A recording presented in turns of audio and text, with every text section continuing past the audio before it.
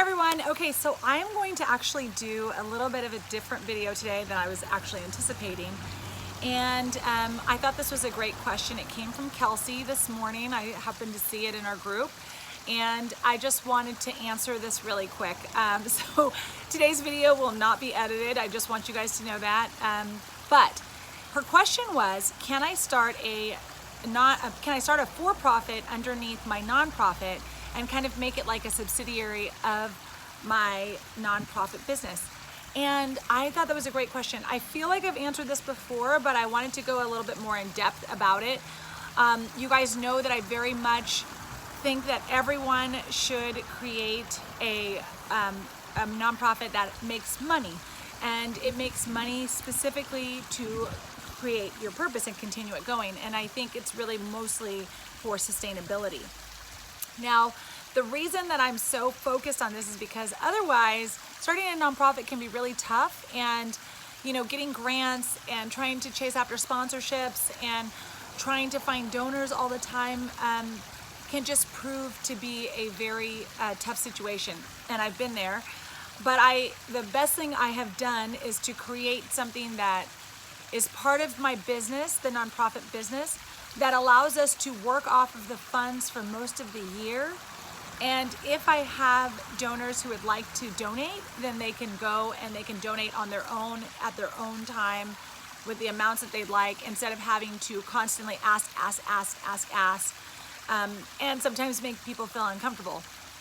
So with all of that said, in today's video, I want to talk to you about how you can create a for-profit under your nonprofit, and also come up with a way for you to have a monetization strategy for your business. So let's jump right into this. The first thing I want to talk to you about is the difference between a nonprofit and a for-profit. And the difference is that a for-profit is really anyone can go start a business. There aren't really any legal requirements on you. I mean, if you start as a sole proprietorship, you can just go start your business, get a business license, do all of that. But if you are a nonprofit, there are a few more restrictions, because they want to make sure that if they're giving you this tax exempt status, that you actually are using the tax exempt status the way that it's supposed to be used, and that you're taking those dollars that you do receive, whether from donors, grants, sponsors, unrelated business income, any of those types of fundings that are coming into your business, they want to make sure that you're using them appropriately and that you're using them for what you said, which is a charitable purpose. So the difference is that the nonprofit has a purpose that is charitable, and generally a for-profit is focused more on creating a profit. So you want to find out which way you want to go first before you start any business, nonprofit or for-profit. And then you want to find out, when you're starting your nonprofit business and you want to actually create another business underneath it, you want to make sure that you are thinking about what's the best structure for your nonprofit business to create a subsidiary for-profit business. You guys can tell that I don't generally record off the cuff like this, but here we go. So I have some notes down here that I'm going to be looking at. The first thing I want to talk to you about is if as a nonprofit you do have some sort of business or something that you might run on the side that's related to your nonprofit. Say you run an event every year and you make a profit. That's part of your nonprofit. It's related to your nonprofit, it's related to your purpose. People are aware of that, and they attend the event, and you make money for your nonprofit. However, let's say that you decided that you want to do you want to open up like a barbecue or something, a barbecue restaurant that's going to support your nonprofit, but you help children. So it doesn't seem related to your organization, and it's actually a whole nother business. That's when you need to start thinking about really creating a whole new business for your nonprofit, because that will be considered unrelated business income tax, and that's called UBIT on the IRS.gov website. Now, I do just want to give you all a disclaimer that I am not a lawyer. I am totally speaking to you from the information that I understand and the way I understand it. and from running a nonprofit of my own and running a for-profit business of my own. So I'm giving it to you from that perspective. So I just want to make sure you all know that. So the next part of this is that what I want to talk about next is like, so what can you do, right? Because you do want to make funds for your nonprofit. You do want to be sustainable, and you do want to create a nonprofit that's going to allow you to turn it into a business and create a sustainable income for your nonprofit and for the programs you run and all of those types of things. And that's one of the things that we talk about a lot in the tribe, which is why I want to talk about it today. So one of the things that you need to understand about the money that you're going to be making, no matter how it comes, I'm going to give you 3 different options next of the different ways you can set up your for-profit subsidiary for your nonprofit business. But before I get there, I want to just say there are only a couple of ways that you can use it. When it's attached to your nonprofit, you can only use those funds to reinvest into program-related services. I am not sure. I'm pretty positive, but I'm not sure. I believe that you can also pay salaries from that as well. But the structure of that, and I would definitely bring in a lawyer for this, the structure of that has to be extremely, extremely clear when you set this up as your business, as your nonprofit business. You have to set it up correctly so that the IRS knows that you are using that unrelated business income tax for your business, or any income that comes into your business you are using for the purpose of your nonprofit, of your charitable services, if it's for staff to implement those services, all of that type of stuff. You have to be very, very clear on this. So I'll give you my recommendation. So my recommendation for starting a business alongside your nonprofit is to keep it absolutely separate. And what I would do is I would say, like, a portion of these funds, we take a portion of these funds from this for-profit business and we give it back to whatever business, whatever your nonprofit is. So basically that that for-profit business becomes almost like a sponsor to your nonprofit business, so that the delineation is very clear as to, this is a completely separate business that I run over here, and it pours into this nonprofit. I would keep it absolutely separate. I'm going to give you a couple of other options that you can do, but that is how I would set it up and how I would recommend that you set it up. So really, you'll be running 2 separate businesses. And honestly, no matter how you set this up, you will literally be running 2 separate businesses unless you go with my last option. So the first option I just gave you is to create 2 separate businesses and keep them totally separate. That's the safest way. That is the most clear way. And that's the way that your patrons, your donors, people who support your business or your nonprofit, your for-profit or nonprofit business, understand how they work together synergistically, and how if they purchase or use this business, they'll also be supporting your nonprofit. So that would be my recommendation. Go set up a completely different business license. Go set up a completely different business name. Everything would be separate, and you can advertise them together. You can,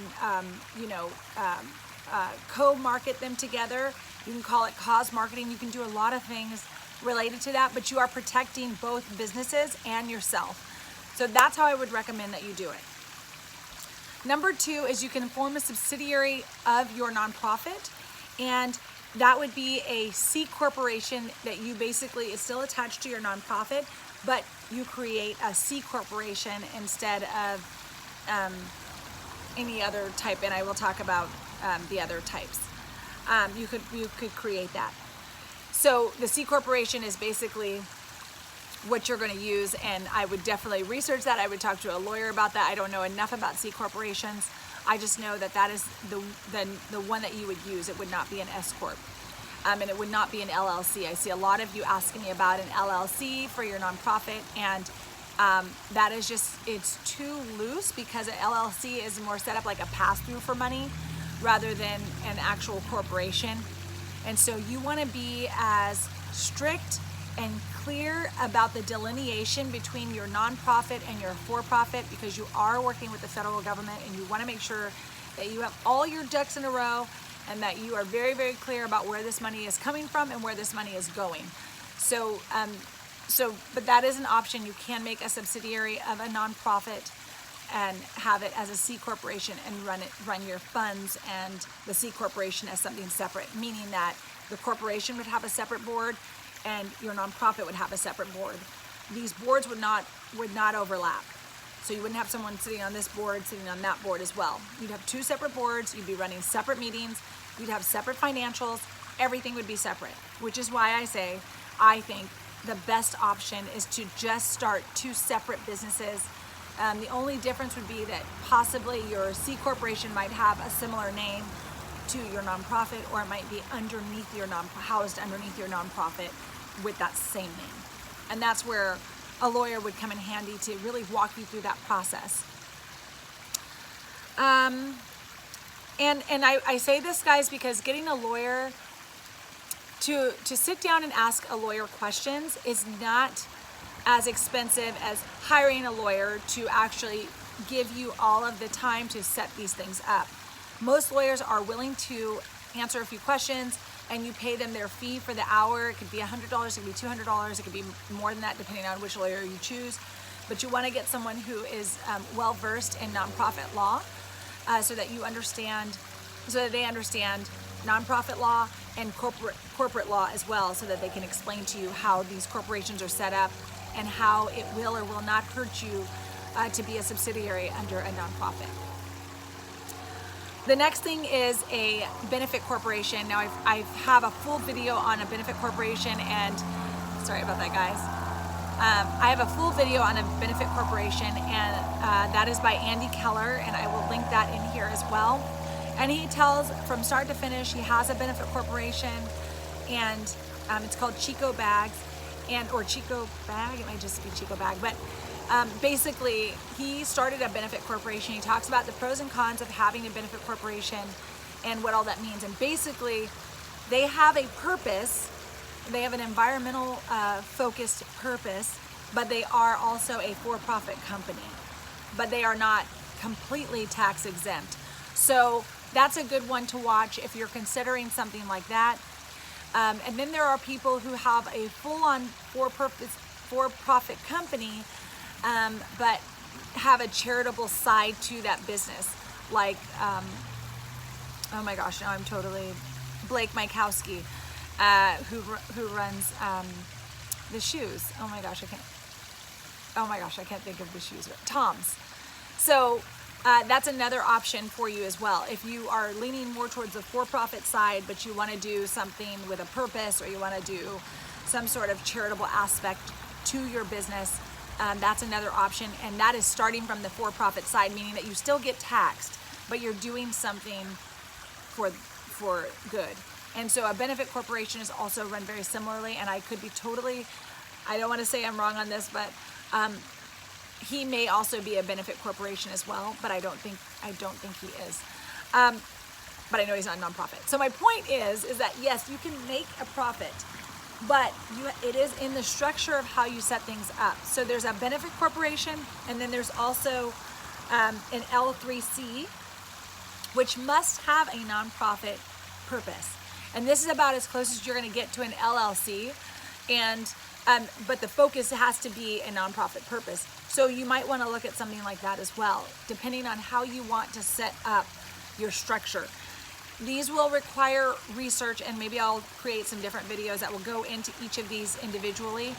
But as for now, I would do some research on an L3C.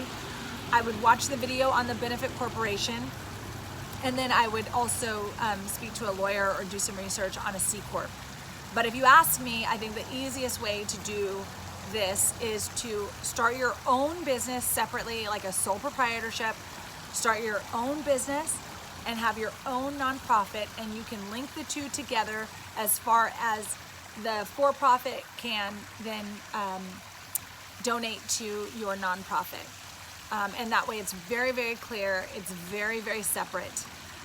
It's very clear to trace the trail and the money trail, as far as like it came from this business and this business paid taxes, and then it goes to a nonprofit, but the boards are not mixed. You may not even need a board for your sole proprietor business, and you can do it unrelated. You can have an unrelated business that you run over here, like it can be focused on socks or something, or whatever you want to create, and then you have your nonprofit that maybe helps kids or something. Now, I want to make sure that you guys understand that there are lots of different ways to make money in your nonprofit, and one of those ways is to create events. You can sell things from your nonprofit, like say that you have, the people that you support are making the product, and then you sell that product on your website or on your, or you just sell the product. It doesn't have to be necessarily from your website. Those are things that are part of your business activities as a nonprofit, so it's still related, and you can do that. If you create an event under your nonprofit and that's how you bring in funds, which is what my nonprofit does, you can also do that as well. So what I'm trying to say is you may not need to start a whole nother business, but what you need to understand is that if you start a business that is unrelated to your nonprofit, that will be deemed as unrelated business income tax. And sometimes that business will actually take off, and so you will be taxed on that income if it's from your nonprofit, and the IRS sees it as UBIT, which is unrelated business income tax. But your safest bet is to either